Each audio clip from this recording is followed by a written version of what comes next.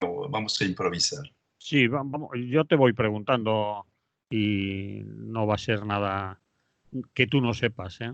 Sí, sí, sí. Bueno, ya algunas cosas, como decíamos con Ola y Sola cuando salimos del cementerio, él se fue con muchos secretos. Sí, bueno, eso y algunos que no, los que lo saben no lo querrán contar o no podrán contarlo. Yo creo que no habrá muchos testimonios.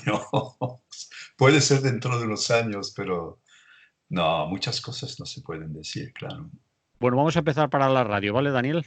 Muy bien. Daniel Pinós, muy buenos días. Buenos días, Manolo. Mucho tiempo sin vernos y sin oírnos. Bueno, sin oírnos menos, sin seguirnos quizás por el Facebook. Yo al menos te veo de vez en cuando por las redes sociales. Y a la gente que nos está oyendo, decirles que con Daniel Pinós hace algunos meses, años también, hablábamos mucho más a menudo. Daniel es un compañero militante anarquista que ahora vive entre París, sus alrededores, o París, podríamos decir para no... Sí, digamos París, sí, sí. Muy cerca de París. que has trabajado muchos años en la universidad en una universidad de París, era la Sorbona, ¿no? En la Sorbona como director de edición de la Bueno, editorial universitaria. vale, allí trabajaste, ahora ya vives mejor porque te has jubilado. Mucho mejor. Fuera de los problemas universitarios, de varios problemas universitarios. Bueno, tu vida transcurre ahora entre París y Menorca. ¿Qué Sí, elegí de irme a vivir un tiempo durante el año. Todavía tengo familia aquí, los hijos, pero vivimos con mi compañera bastante tiempo en Menorca, sí, es verdad. qué buena vida. Bueno, sí, aquello es un encanto, ¿no? Pero tienen también sus problemas, por supuesto, como en cualquier lugar del mundo. Ujú. Muy bien, pues tú conociste a Lucio Urtubia. De Lucio Urtubia hablamos aquí ya hace unas semanas. Te oímos a ti en un programa que hicieron las compañeras y compañeros de CGT, un especial. Nosotros hablamos con otro amigo y conocido tuyo, José Mari Olaizola, también con Emili Cortavitarte, que también quizás lo conozcas, y bueno, de Lucio ya hemos hablado mucho, pero aprovechamos la oportunidad porque tú estuviste quizás en el último acto de momento que se ha hecho mmm, a Lucio, que fue su, podríamos decir, su entierro así en general, aunque él fue incinerado. Italia, allí estuvisteis muchos compañeros. ¿Podrías contarnos algunas cosas de ahí y vamos un poquito después hacia atrás, hacia su vida, lo que hay por ahí, lo que puedas recordar tú, que podamos contar aún de Lucio Urtubia, aunque haya pasado el tiempo y la gente ya diga, vuelven otra vez con Lucio Urtubia? Sí, bueno, nunca nos cansaríamos de hablar de Lucio. Tuvimos la oportunidad una vez en Radio Clara de hacer una entrevista que duró más de una hora y no paraba, es decir, que podíamos haber estado dos o tres. Así que, bueno, ¿cómo fue? ¿Cómo fue? Recuérdanos ese día, la despedida de Sí, Luz. él falleció el 18 de julio, el viernes, y fue el homenaje que le rendimos en el Père Lachaise, fue el 24 de julio.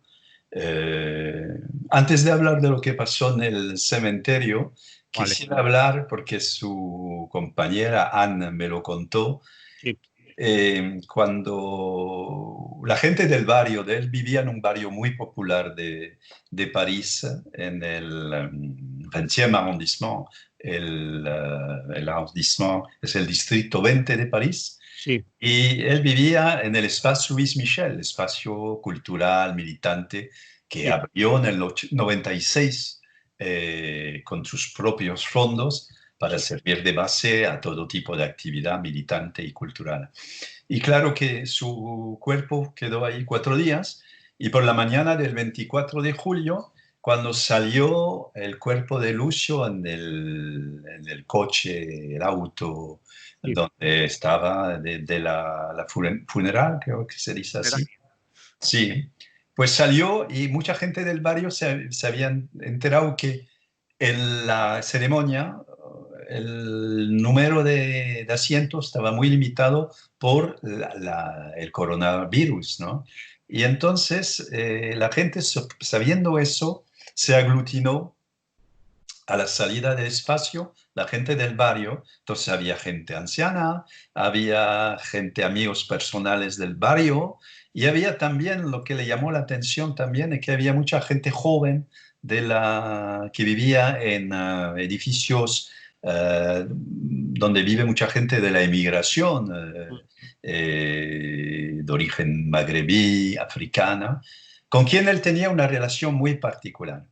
Y todos salieron a la calle cuando pasó el coche funeral de Lucio, le rindieron un homenaje con aplausos nutridos realmente, ¿no? Y hubo un compañero que es Orestes Calzone, que es un amigo, compañero italiano refugiado en Francia de los 70, libertario, que vino a cantar canciones en italiano porque él no quería estar en el cementerio. Y fue, según ella me dijo, muy emocionante de ver la gente del barrio estar presente. Quisiera también hablar, porque eso es Lucio y es bastante representativo de lo quién era él. Me recuerdo que cuando se abrió en el 96 el Espacio Louis Michel, Mm. una serie de exposiciones, algún concierto, teatro. Una noche organizamos con las ediciones CNT, yo estaba en la CNT francesa, una presentación de un libro sobre la canción popular francesa, de un editor, un compañero, Larry Portis, libertario americano, que había escrito este libro. Y organizamos un concierto con compañeros que cantaron, y al final del concierto había mucha gente y tomemos algo, ¿no? Y en un momento entró un chico joven, 16 años, no sé cuánto tendría, dentro del edificio y se llevó el bolso de una compañera. Se llevó. Se lo llevó, va, y se fue corriendo, ¿no? Y Sí, yo lo robó, dije, vamos. Lo ¿cómo? robó. Lo robó, lo Sí, robó. sí. Y entonces, bueno, yo me enteré de seguida y con un compañero salimos corriendo detrás de él, ¿no? Y en aquellos tiempos corría un poco más rápidamente que hoy en día. Y resulta que en una bajada lo alcancemos, ¿no? Y lo atrapemos y le dijimos, bueno, hombre, eso no se hace. En este lugar no lo puedes hacer. Devuélvenos el bolso y, bueno, ya te puedes ir, pero no vuelvas a hacer este tipo de cosas. Y bueno, volvimos y con Lucio hablemos, ¿no? Mm. Y Lucio dijo, voy a resolver el problema. ¿Y qué hizo Lucio? Se fue a ver los hermanos mayores, les grands frères, como decimos aquí, y Sí. fue a hablar con ellos. Él llevaba un poco tiempo en aquel momento, porque Mm. compró la casa y no vivía en el barrio, él vivía en Clichy, en una ciudad cerca de París. Y fue a verlos y les dijo, mira, en esta casa no tenéis ya que entrar. Él los conocía porque hay delincuencia en el barrio, hay Mm. problemas, la policía interviene, bueno, hay detenciones. Y él se ligó a ellos, se ligó a ellos y era muy reconocido. Yo me recuerdo cuando paseábamos con él, cuando los tiempos ya, cuando podía andar todavía, íbamos al restaurante cerca y todos los jóvenes, no sé cómo los llamáis, kinkis, ¿no? Puede ser en español, ¿no? Sí, puede ser. Pequeños delincuentes, Sí, ¿no? sí, sí. Y los saludaban. Y él, para ellos era Lucio uno de ellos. Y él Mm. siempre decía, ce sont mes malfrats, son mis malhechedores. Porque él sabía relacionarse, era un hombre del pueblo, había sido delincuente de alto nivel y Sí. les tenía un cierto cariño y eso me impactó mucho, ¿no? De ver que Lucio tenía esa capacidad, ¿no? De entender, de analizar las cosas y nunca te dio problemas ya, desde ese momento, ¿no? Bueno, era una cosa muy personal, pero quería decirlo.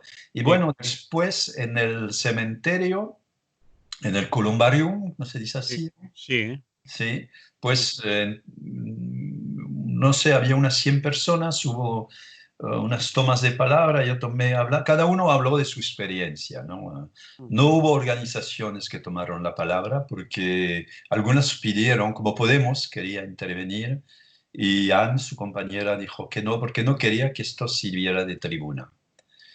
La única organización que tomó la palabra era la CNT francesa. Bueno, yo no sé realmente si era muy interesante de dar la palabra a la CNT francesa, pero bueno, eso se hizo, ¿no?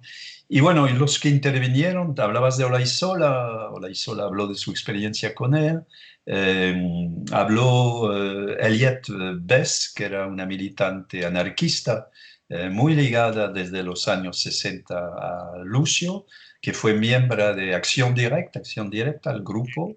Ujú. Estuvo su abogado de siempre, Thierry Fagard. Estuvo un momento muy emocionante también cuando su hijada y sus dos sobrinas tomaron la palabra para hablar de quién era Lucio y su mal carácter y el cariño que les aportaba. Y era muy, muy emocionante. Habló Anne con una vocación también muy emocionante sobre quién era él. Como decía él, era era revoltoso, revoltado, pero a veces también nos rompía los huevos. Lo que era verdad, porque Lucio era un hombre de carácter muy marcado, muy fuerte, con sus orígenes campesinas, y Ujú. bueno, a veces podía enojarse, podía lanzarse en querellas, y el que no lo entendía, pues no lo volvía a ver. Era así, ¿no? Sí, sí, Y sí. bueno, el homenaje fue sencillo, fue así, ¿no? Con muchas imágenes donde Octavio en varios momentos estaban proyectadas. Descubrimos muchos periodos de su vida, ¿no? Donde aparecía la familia, amigos, compañeros. Y música que acompañó mucha música española, Paco Ibáñez, eh, Carlos Andreu, música francesa como Léo Ferré, los anarquistas de Léo Ferré. Bueno, un momento muy emocionante para todos, ¿no? Para nosotros que hablábamos de nuestra experiencia, pero también para el conjunto del público que le tenía mucho cariño. Muy bien. Y ahora el centro que lo has nombrado, Luis Michel, ¿ahora qué va a pasar con él? ¿Sabes algo? Bueno, el problema es que el centro siempre ha sido gestionado por Lucio, Claro. porque él estaba en permanencia, ya, salvo cuando estos últimos años salía mucho al extranjero para dar charlas, en España en particular, pero en otros países también, Inglaterra, Italia, Portugal, Latinoamérica, donde hizo un viaje en Brasil, Argentina y Uruguay con Olaizola, que le sirvió de guía. Y entonces, bueno, el problema es que ya el centro ya desde muchos meses ya no funciona. Vale. Y bueno, la cuestión, él ha estado ayudado en algún momento. En un momento una compañera vasca que salía de cárcel, la tuvo ahí para que ella se encargara de acoger la gente, gestionar el lugar. Pero el problema hoy en día que se plantea es que habría que encontrar un equipo, un grupo de gente para animar el lugar y eso es bastante difícil. Entonces, bueno, hay que ir más allá de la pena de este momento de luto. Vale. Puede ser que intente de organizar algo, pero no es de una prioridad ni de actualidad. Muy bien. ¿Y qué más decimos de Lucio? Como, yo qué sé, Bueno, ¿qué te gustaría? yo puedo hablarte de mi experiencia con él. Mm, Yo he conocido Lucio cuando llegué en París en el 83. sí, Eh, yo antes vivía bueno, viví en varios lugares porque era insumiso al ejército, entonces viajaba mucho y cuando salí del periodo con la amnistía de François Mitterrand, pues me instalé en París, entonces conocí a Lucio. Yo he trabajado en un momento en la imprenta cooperativa Autograph y él Mm. estaba muy ligado a nosotros porque había contribuido a la creación de la imprenta. Entonces, bueno, hemos tenido varias reuniones. Él participó mucho, sobre todo a nivel económico, a un festival que organicemos en el cine Utopia en París y Ujú. donde proyectemos todos los documentales de la CNT del 36 durante la Revolución en París por primera vez. Habíamos subtitulado con un equipo de viejos compañeros, entre otros Octavio Alberola, Ariane Gransac. Todos estábamos en ese momento trabajando en los subtítulos para presentarlo en el festival y Lucio fue, porque necesitábamos dinero también para organizar todo esto, y él aportó una ayuda muy consecuente en ese momento. Y bueno, nos relacionemos a partir de ese momento. Yo presenté mi libro de memorias en su espacio.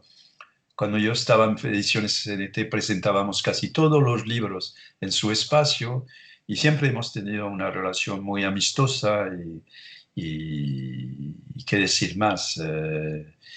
Sí, una otra cosa que me relacionaba mucho con él es que a partir del 2004, con Octavio Alberola, hemos creado una red internacional que se llama el GALSIC, el grupo de apoyo, los grupos de apoyo a los libertarios y a los sindicalistas de Cuba, Sí. y habíamos creado un diario, Cuba Libertaria, y inmediatamente Lucio, porque hacía parte de esta generación de jóvenes españoles que habían vivido con mucha esperanza la revolución cubana del 59 y que ha sido muy defraudada después con la confiscación del poder por los exguerrilleros que devinieron después ministros. Mm. Y me recuerdo que Lucio siempre aportó mucho interés en la organización en Cuba de un grupo libertario, de un Ateneo libertario,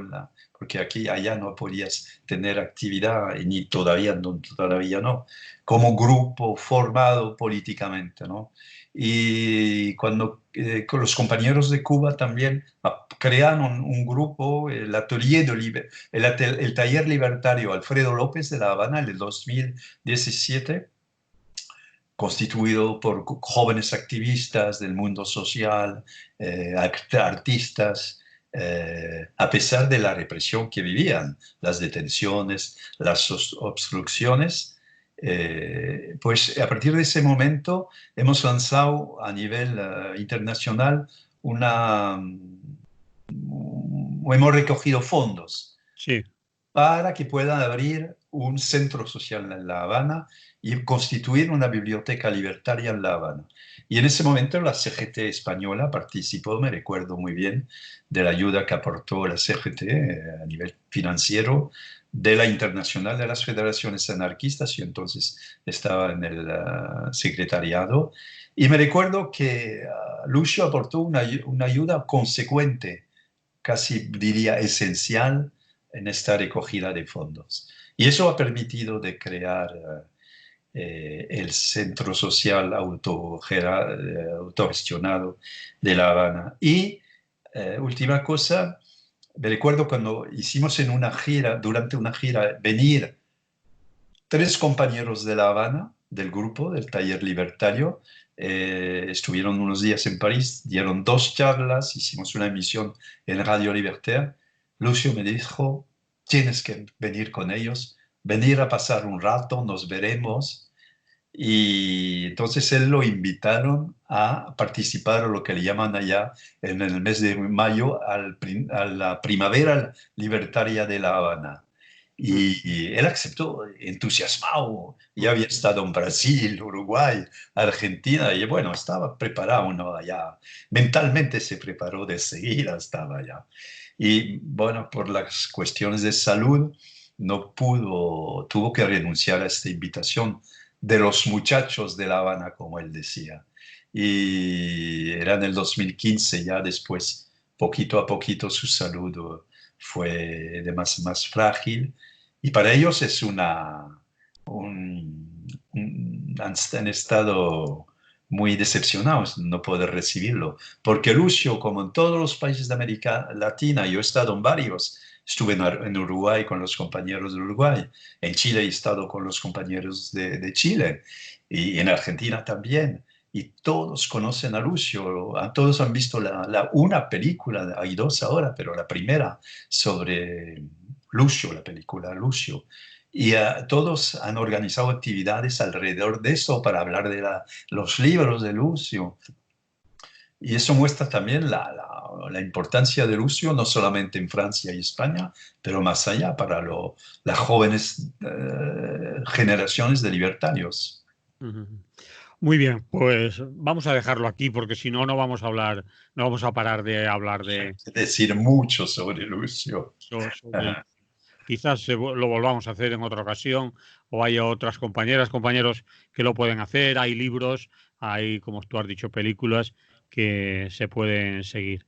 Lo vamos a pausar así en este minuto con un poco de música. Perfecto, muy bien. ¿Eh? Y enseguida nos vamos a hablar de cosas internas de aquí, de nuestro país, que ya te las puedes imaginar. Sí, yo estoy, como vivo en parte en España, observo mucho lo que pasa Pues en España. ahora lo contamos.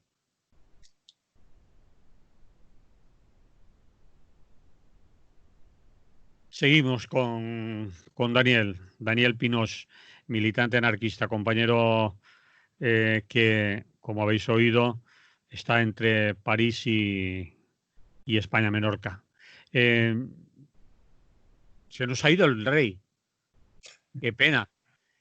¿Cómo se ha vivido por ahí? Es decir, ¿cómo lo has vivido tú quizás personalmente? ¿Qué dice la prensa? ¿Qué dicen los medios de comunicación por Francia? ¿Qué se te ocurre reflexionar o contar? Y, bueno, yo aquí lo veo muy comentado todo en la prensa, los medios, Sí, todos hablan de esta huida, ¿no? vida, sí.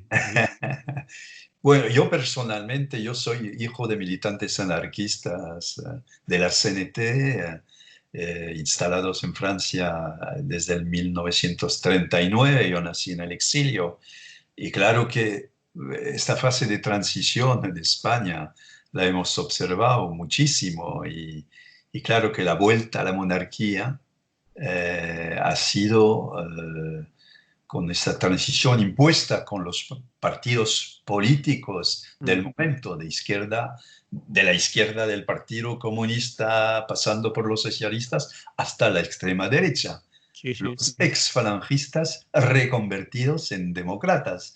sí. Entonces, claro que este acontecimiento a mí me toca personalmente, porque me doy cuenta que ha sido una farsa, ¿no? Y que la corrupción siempre ha existido. Se dice que la corrupción es un mal del sistema, pero el problema es el sistema. El sistema que ha permitido a la monarquía de renacer en España con el apoyo de todos los partidos políticos, por lo menos los instituidos. Sí. Y claro, esto me trae varias reflexiones, claro. Lo que me llama mucho la atención es la incapacidad del gobierno español en reaccionar en este momento, en particular del Sí que ha PSOE. reaccionado, Daniel, sí que ha reaccionado. En la tarde de ayer, el presidente del gobierno defendió la institución monárquica. Dice que no se puede juzgar a una institución como la monarquía por lo que ha hecho una persona, refiriéndose al rey emérito. Es decir, que eso es una defensa de la institución monárquica por parte de un partido socialista obrero español que decía que no era monárquico, que era Juan Carlista, y ahora ya de Juan Carlista ha pasado, bueno, a lo que cada uno quiera pensar. Bueno, es decir, que sí que ha habido reacción Sí, institucional. estoy de acuerdo contigo, pero de reacción en el sentido que en ningún momento, bueno, el PSOE ha votado con el PP, con Ciudadanos y el Vox la inviolabilidad absoluta de Juan Carlos. Y es ahí que quería llegar, es que eso es totalmente, la declaración de Sánchez es totalmente, ¿cómo decir?, lógica. Sí. Claro, ya que antes nunca han aceptado de poner en cuestión por el rey como, ni la monarquía, claro que no, pero el rey como delincuente, porque Sí. ahí está, ¿no? Tú has dicho antes, has hablado de los partidos políticos, del sistema en realidad que ha estado durante años mirando para otro lado. Y es cierto, la prensa, los medios de comunicación en nuestro país, pero también partidos políticos, ministros y gobiernos que obviamente sabían de las andanzas del rey y se Ujú. callaban todos, es decir, se callaban los que lo sabían y los que tendrían la obligación, Ujú. como periodistas quizás, de haber sacado a la luz lo que sabían y se han callado durante muchos años, ¿no? Sí, sí, sí. Lo que me llama la atención también es que el Centro de Investigación Científica nunca ha publicado una encuesta acerca de esta cuestión y sobre la corona,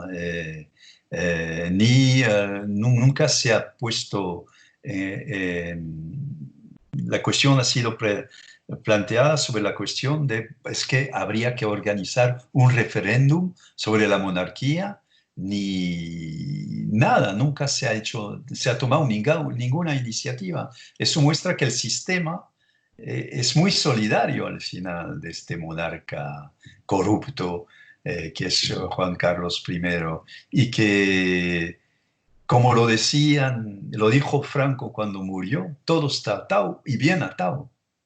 Y en ese marco no habrá cambio ninguno. En el marco legislativo, con este tipo de constitución, no puede haber ninguna modificación. Y yo Ujú. creo que eso es una demostración. Ahora también está el hecho que no lo despojan a Juan Carlos. Él sigue eh, como tiene el carácter honorífico que tenía hasta ahora, todavía tiene el título de rey, guarda su tratamiento de majestad y todos los honores que van con él. Y no es este gobierno que va a derogar a todo esto, lo sabemos. A pesar del hecho que veo que Podemos va un poco más allá y él pone en cuestión la necesidad de explorar vías para ver cómo esto se puede juzgar, los negocios turbios de Juan Carlos. Pero en el fondo nadie se atreve a poner en cuestión el sistema y la Constitución. Ujú. Volvió a defender el señor Sánchez, presidente del gobierno, el régimen del 78, que se llama. Es decir, ellos llaman el 78, la Constitución, etcétera, ¿no? Pero volvió cuando le insistieron algunos periodistas sobre la posibilidad de un referéndum, lo que acabas de decir tú, que Sí, no, sí. que no lo ve, vamos, que muy difícil. Pero ahí los medios, la prensa en general, ¿en qué insisten? ¿Insisten más en el hecho económico, por lo que hayas podido leer? A lo mejor te estoy poniendo en un aprieto porque quizás, no sé, lo que hayas Bueno, podido observar o se yo fijan creo más que en está, los derechos económicos o en en el anacronismo de una monarquía en la Europa del siglo XXI. ¿De qué se habla? bueno, sobre la cuestión de la monarquía no hay muchos cuestionamientos. Es Plantear. decir, que en España los medios en general han vehiculado durante años y años la idea que la monarquía es la que ha permitido la transición Sí, democrática. sí, La idea que se ha impuesto por todos los lugares del mundo. Y que este joven rey, Juan Carlos, sí. era la cabeza visible de esta monarquía de este sistema democrático, ¿no? Sí. Que era el rey que había permitido la instalación de este sistema. Y que en el 81 con el tejerazo Él sí. ha jugado un papel muy importante para el mantenimiento de la democracia, es lo que dicen los medios y lo que han dicho.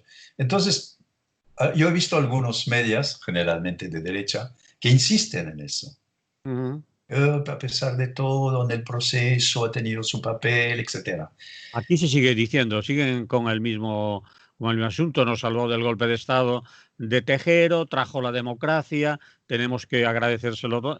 Sigue el mismo relato, siguen insistiendo, ¿eh? Sí, exactamente. Pues acá es igual. El problema es que ponen en relieve la corrupción, el nivel de corrupción, la historia con los árabes, con Arabia Saudita, ¿no? ¿Cómo lo decís? Sí, Arabia Saudí.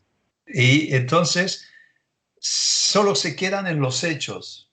Corrupción, 130 millones, la amante. Estamos en una historia así que tiene más que ver con lo sentimental que la realidad de los hechos, la profundidad de esta cosa. Entonces, bueno, yo veo los medios a través, algunos diarios en Francia. Algunos se atreven, claro, mucho más, o medias multimedias, pero en general se profundiza muy poco el caso de Juan Carlos y de esta cuestión de la monarquía y la transición. Es decir, que no, que quitando quizás del primer día la primera información, ya no es tema de editoriales ni de opiniones, No, ya, no, ya no importa tanto, ¿no? no, tampoco se comenta a ese nivel. Yo creo que si le pides mañana a un francés mediano, ¿qué piensa usted de la monarquía española? Aunque estemos en un país republicano con un presidente de la República que se comporta mucho como monarca en varias ocasiones, Sí. el francés mediano, si le preguntamos, no dirá tiene que volver España a una república o hay que cambiar el régimen, ¿no? La gente está muy acostumbrada a esta imagen de la monarquía que ha sido durante muchos años vinculada a Juan Carlos y ahora a su hijo, a Felipe. Muy bien. Y un anarquista como tú, ya, ¿qué? ¿Tú qué sientes? ¿Decepción por lo que has contado antes de cómo se ha, digamos, tratado aquí durante años por todo el sistema a la monarquía, ¿no? Hijo de exiliados anarquistas, por lo tanto, que tuvieron que irse con una república derrotada. Sí, hay un poco de rabia, ¿no? Cuando Todo eso vemos da. todo esto. Lo que por nuestros padres han luchado, Mm, más que para la República, sí, bueno, han luchado para un cambio social y sí, hacer en España, crear en España no una república, sino un sistema político donde los trabajadores se apoderen de todos los sectores de la economía, de la cultura, de la política, y con una autogestión generalizada. Ellos han luchado. Eso va más allá de la república. sí. Eh, Porque, bueno, el problema que tenemos nosotros los anarquistas y nosotros en el exilio en particular es que siempre nos hablan y nos dicen, pero vosotros sois republicanos españoles. Ah, eso es verdad. Y entonces decimos, no, somos anarquistas. Nuestros padres defendieron un ideal anarquista, no era el ideal republicano. Entonces, a veces hay algunos roces en las asociaciones de memoria, ¿no? Sí, Porque claro que nuestros padres estaban, pero totalmente en contra de la monarquía, porque habían luchado durante años antes que la república fue promulgada y se rozaron y fueron detenidos y en España vivieron malos momentos, en particular en Cataluña, en Aragón, los anarquistas. Y claro que lo sabes, Manolo.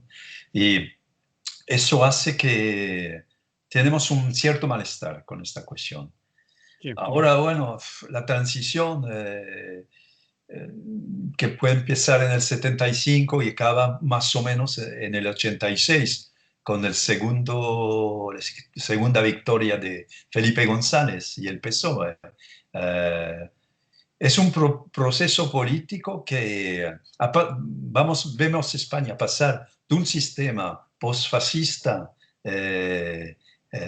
democrático, que ha estado instalado por Francisco Franco con una monarquía parlamentaria, porque es la monarquía de los Borbones, ¿no? Al final, ¿no? Y hasta el régimen del 78 hemos visto que este sistema funcionaba y daba paso a una apertura política y económica al final también, pues que hemos visto que iba de par esto. Y lo que a mí me causa mucha rabia, sí, es de ver que al final España no ha no ha sabido salir de este paso, de esta experiencia, porque fundamentalmente los españoles están enfrentados, los trabajadores, a los mismos problemas de los que había en aquellos años. Paro, miseria, con el COVID y la crisis que viene, lo vamos a ver, esto será más agudo, más fuerte. Y entonces, lo que da rabia es que en el momento que hubo una oportunidad de cambiar las cosas en España, como lo hicieron los anarcosindicalistas de la CNT cuando se reconstruyó, que había realmente una alternativa, por la culpa de unos cuantos políticos oportunistas, ese paso no se dio y no ha habido cambio fundamental. Y eso es lo que para mí, cuando veo que Juan Carlos ahora está refugiado en un país, él que había sido la voz cantante de la democracia en un momento, en el 81, pues eso sí me da mucha rabia. Yo pienso mucho en nuestros padres, en nuestros compañeros aquí, que hemos todos conocido, en la diáspora libertaria del exilio. Y sí, yo creo que estarían muy enojados, muy enojados. Pero Bien. bueno, es la historia, es así. Nos somos de nuevo víctimas de estos sistemas que no tienen nada, que no aportan ningún cambio fundamental. Ujú. Muy bien. Daniel, la gente me decía cuando me han recomendado, ¿por qué no hablas con Daniel y de paso le preguntas cómo sigue aquello de los chalecos amarillos? ¿Sigue habiendo chalecos amarillos? ¿Cómo ha quedado? ¿Para qué ha servido? Etcétera. Haznos un resumen de cuál es la situación actual de todo ese movimiento que mediáticamente ha ido desapareciendo. No sabemos si en la realidad también, si queda algo, si ha servido para poco, para mucho o para muy poco. Cuéntanos, para acabar en 10 minutos como mucho. Bueno, vamos a hablar primero de lo positivo. De lo positivo. Lo positivo, la organización a la base de asociaciones, pueblo por pueblo, ciudades por ciudades, donde gente que la gran mayoría nunca han hecho política, nunca han bajado a la calle, pero por la situación económica, por la única razón sencilla que el gobierno quiere aumentar el precio de la gasolina, esta gente baja a la calle y pone todo el edificio del Estado en peligro. Es La algo gasolina puede considerarse una excusa, la gota que desborda el vaso, exactamente. o había más motivos, ¿no? Está bien esa es la palabra. Y entonces, a partir de ahí, esta gente se lanza escribiendo, como en la Revolución Francesa, cuadernos y muy sencillamente van a decir lo que no funciona para ellos. Trabajadores, parados, clase media también. Pero clase media que ve cada año sus privilegios más o menos puestos en cuestión, ¿no? Es el problema de todas las clases medias del mundo hoy en día. Y vemos cómo se organizan a la base. Vemos cómo rechazan toda forma de partido político. Eh, Todo tipo de organización sindical, por lo menos las que existen hoy en día y que han pactizado con el Estado, como lo hemos visto estos últimos años, desde el 68 hasta ahora y mucho antes. ¿Y qué vemos? Pues esta organización a la vez se organiza manifestaciones multitudinarias, pero son mucha gente, viene a París, ataca el Palacio del Eliseo, lo que nosotros nunca nos hemos atrevido a hacer, y hacen que del día a la mañana el problema de los chalecos amarillos se autodenominan porque es el único uniforme que pueden llevar, el que llevan en el coche. Sí. Cuando cargan la gasolina en el coche, llevan ese chaleco. Y esta gente, pues, no puede crear alternativa porque hay una diversidad de sensibilidades políticas muy importante, ni tampoco se ponen de acuerdo para tener un candidato en las elecciones presidenciales. A ese nivel no, hay un tal rechazo de la política que dicen, nosotros no estamos aquí para eso, para hacer política. Queremos arrancar al gobierno modificaciones, transformaciones de nuestras vidas, pero son transformaciones de tipo material. Algunos, entre ellos, empiezan a hablar de referéndum de iniciativa popular, caso por caso, cuestión por cuestión. Pero no son todos que son así. Algunos sectores tienen una organización como un Comerci, ¿no? De compañeros libertarios, que es una organización autogestionada, con una participación de todos, con rotación de las tareas, aplican en los hechos las teorías anarquistas en el terreno, ¿no? En lugares donde nunca han entendido hablar ni de Proudhon, ni de Bakunin, ni de Luis Michel, ni de nada. Y eso lo más positivo. Ahora, claro que ellos se enfrentan a una represión que nosotros nunca hemos vivido. Es brutal, es terrible. Hoy en día hay todavía 1.400 personas en la cárcel en Francia detenidas en manifestaciones. La mayoría, gente que ha jugado un papel mínimo en los enfrentamientos. Pero ya sabes, siempre pasa lo mismo en los enfrentamientos. Los que están preparados pueden escapar porque tienen práctica de los círculos que crea la policía. Y entonces, 1.400 detenidos, heridos, gente que ha perdido la mano, ya no sé cuántos que han perdido los ojos con las balas ofensivas que utiliza los CRS, la policía francesa.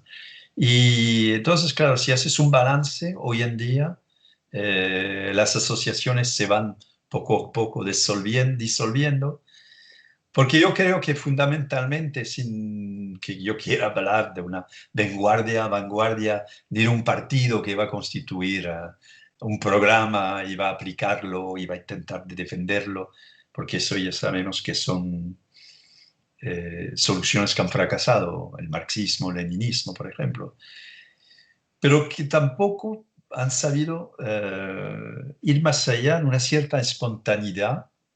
Entonces, por todas estas cosas, el movimiento se va poco a poco acabando, ¿no? Si podemos todavía hablar de un movimiento. Hemos visto últimamente que a raíces del COVID-19 ha habido manifestaciones llamadas por los sindicatos. Mucha gente que trabaja en sanidad ha estado presente porque ellos tienen reivindicaciones concretas, como en España. Y los chalecos amarillos han muy poco aparecido. El problema es que cuando hablamos de globalidad, no están presentes. Cuando la cuestión es de ir más allá de la cuestión material. Sí.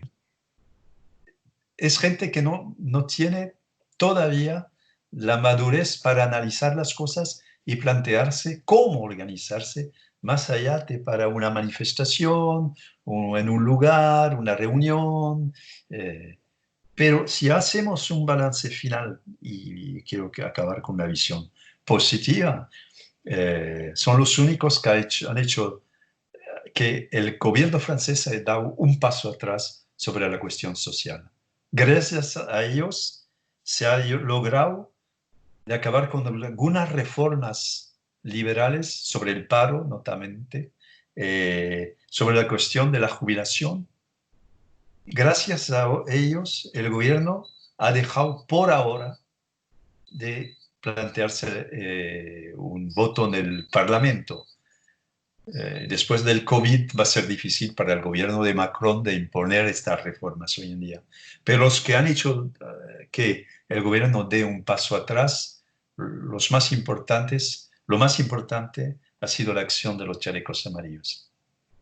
Porque han sabido, de cierta manera, subvertir los modos de acción y con una práctica de enfrentamiento con la policía han provocado un cierto miedo, un cierto pánico. Yo me recuerdo que en la primera manifestación, yo estaba cerca de los Campos Elíseos, es un ejemplo, pero muy significativo, cuando ellos eran muy numerosos, yo estaba pero a distancia, pero los observé, estaban determinados en tomar el Palacio del Eliseo y habían ocupado los Campos Elíseos durante todo el día.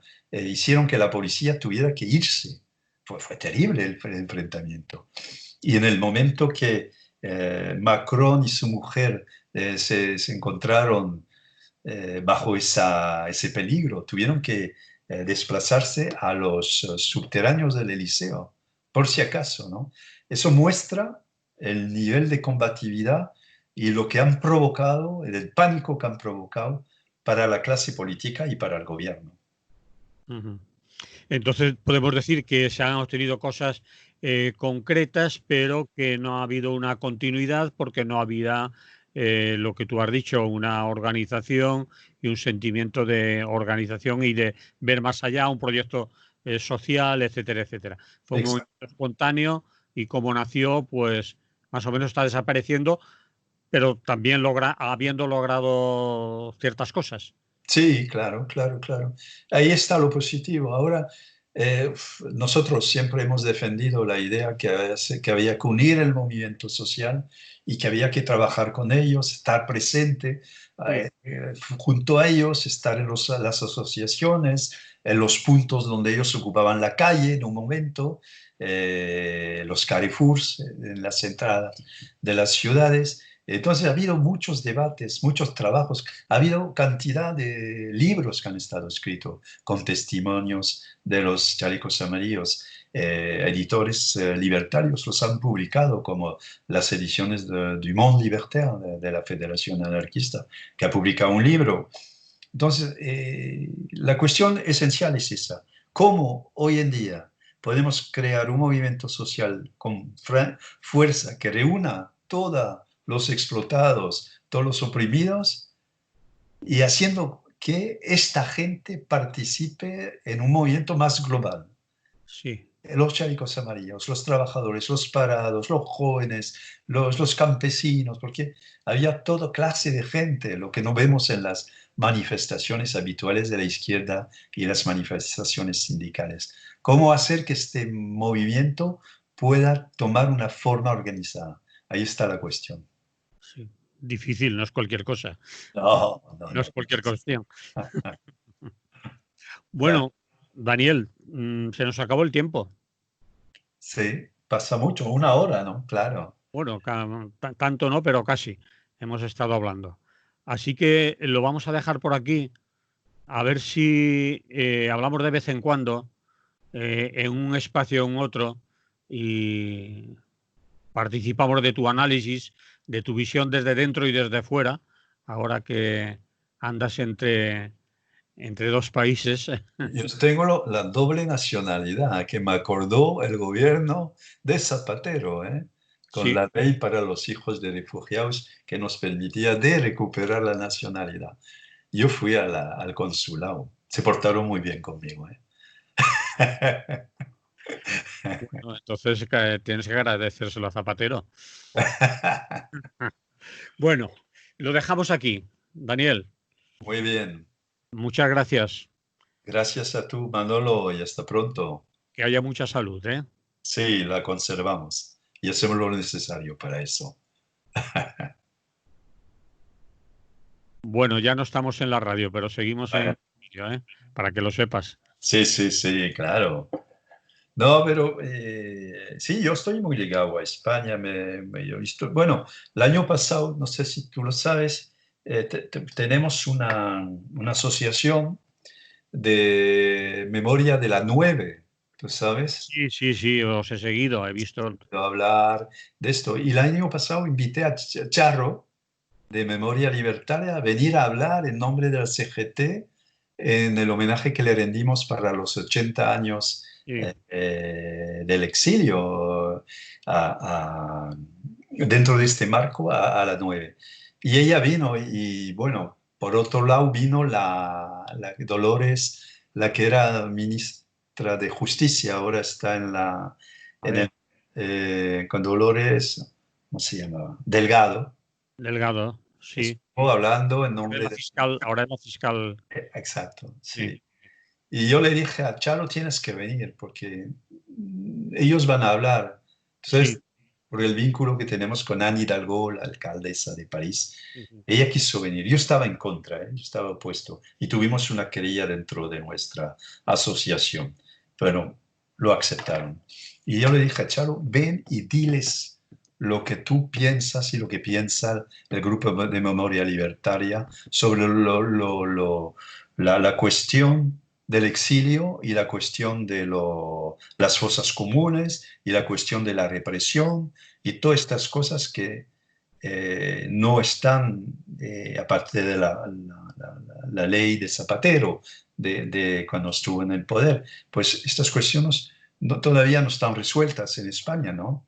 No. Y ella lo hizo muy bien, yo estuve muy contento, pero yo aprecio mucho lo que estáis haciendo, CGT, los compañeros de Sevilla, de todos los nombres, Sí, sobre esta cuestión. Y pues, decirlo. yo siempre he tenido vínculo con, bueno, cuando estuve en Barcelona con varios compañeros, y para mí es esencial, a pesar de yo sea un hijo del exilio, bueno, este vínculo para mí es esencial. Igual que el vínculo que tengo aquí con mis compañeros franceses, ¿no? Aquí en España aún se sigue, cuando se habla de la liberación de París, aún se sigue hablando únicamente de los republicanos españoles, pero desde hace poco, ¿eh? Pero ya para que hablen de que eran anarquistas o que eran de la CNT o que los primeros que entraron pertenecían a la CNT, para eso ya hay que rebuscar mucho y muy poca gente lo dice o lo nombra. Por eso, cuando veo las imágenes de París y las banderas y todo eso, pues por lo menos vosotros ahí lo recordáis y algunos medios de comunicación tienen que tragárselo, ¿no? Sí, sí, claro. Ahora todos los diarios dicen, eran mayoría anarquistas. Sí, pero les ha Tienen que costado. parar, ¿eh? Porque hace años ni hablaban de republicanos españoles. Sí, Se sí, hablaba de la 9, sí, el grupo que estuvo entrando en París de la deuxième DB, la segunda DB, para tomar París, ¿no? Y no decían que eran españoles. Y nosotros nos daba mucha rabia. Y hasta que constituimos con Evelyn Mezquida, la que escribió el libro sobre la 9, constituimos esta asociación con el respaldo de Anne Hidalgo, y menos mal que ella era nieta de republicanos españoles, hemos impuesto esta visión a los franceses. Y hoy en día nadie puede negarlo eso.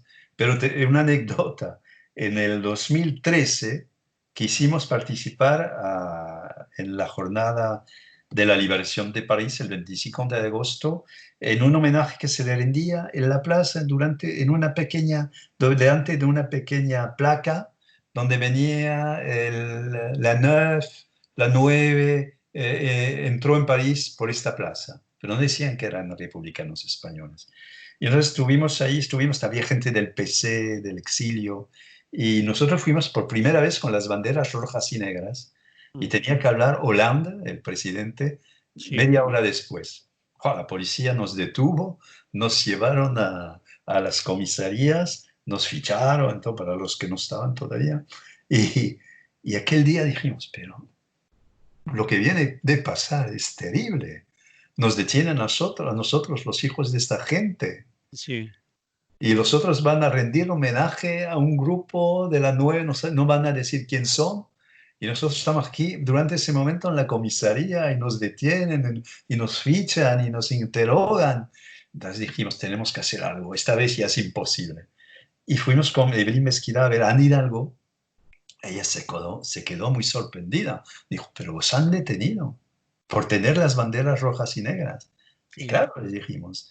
Y entonces montemos la asociación y la revancha para nosotros, es que al año siguiente estábamos ahí, hablaba el ministro de Ancianos Combatantes, el ministro de Defensa, hablaba el alcalde de París, y yo tomaba la palabra, el año antes estaba detenido en nombre de nuestra asociación.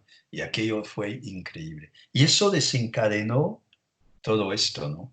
Y Mm. ahora nadie puede negarlo, aunque algunos, bueno, se lo tienen que tragar, ¿no? No lo niegan, pero lo ningunean.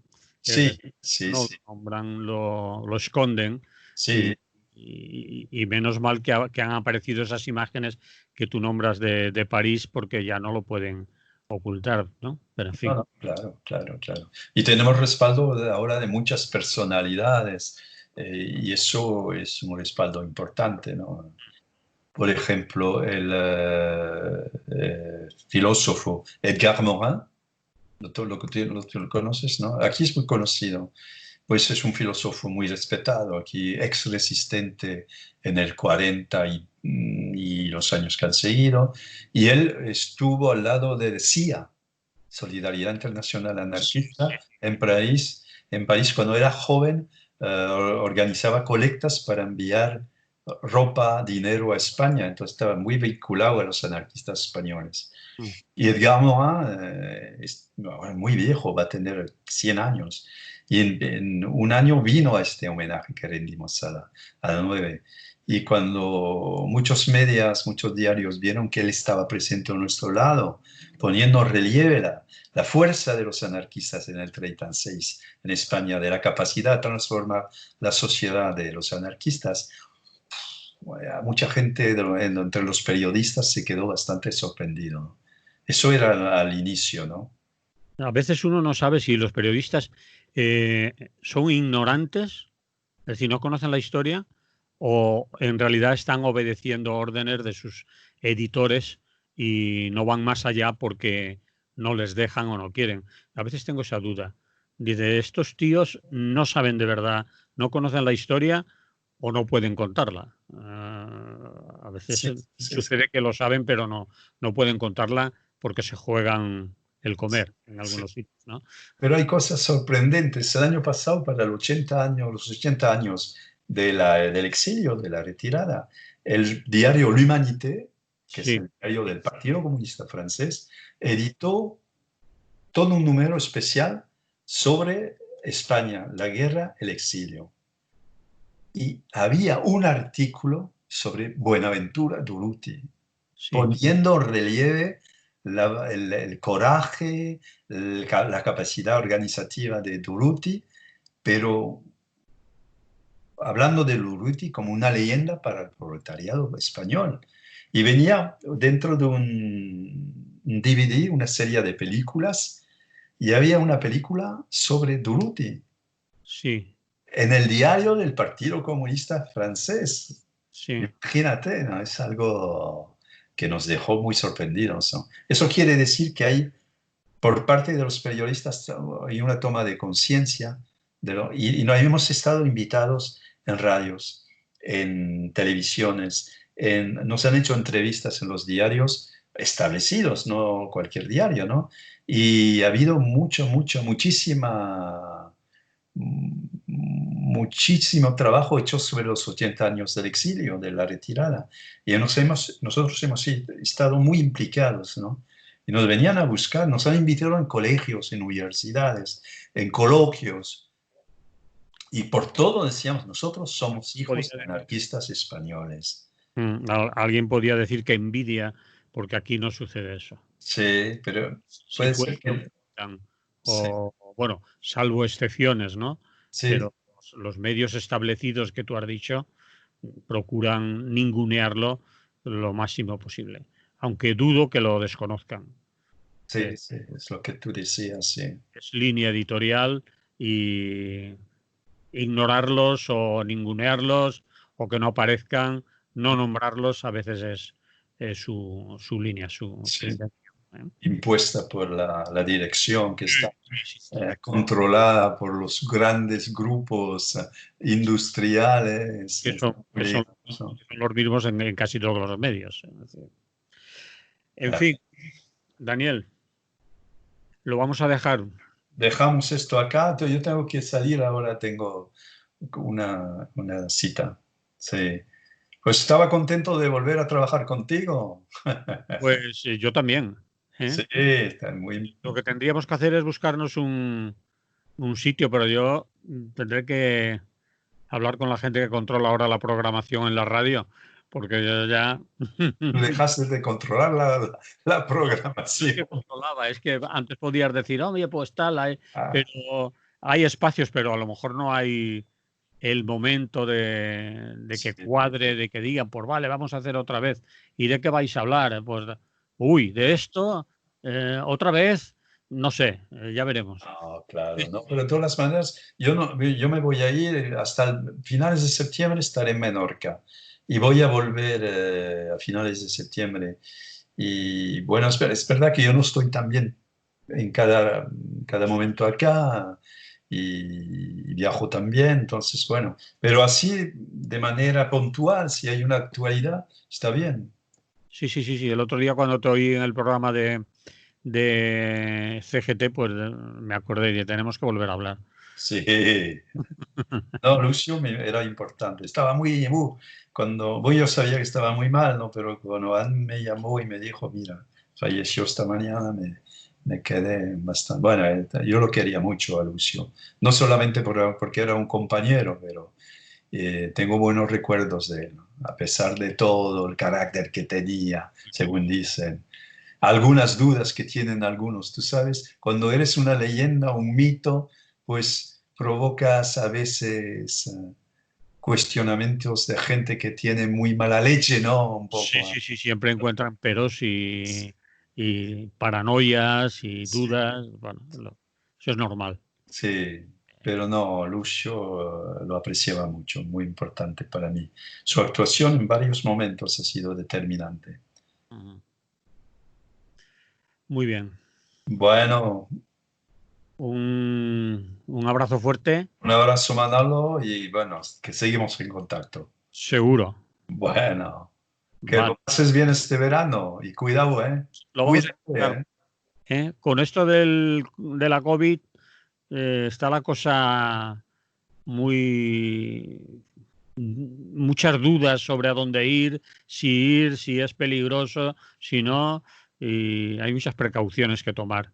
Sí. Aquí está viendo, como estarás observando por la prensa, muchos rebrotes, ¿no? Últimamente.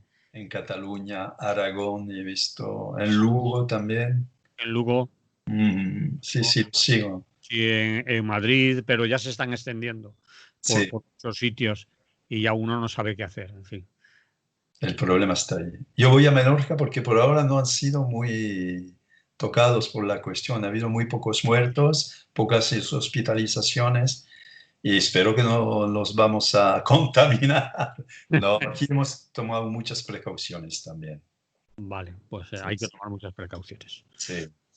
Bien, un abrazo. Manolo, hasta pronto. Chao. Chao. Hasta la Chao. próxima. Chao. À la prochaine.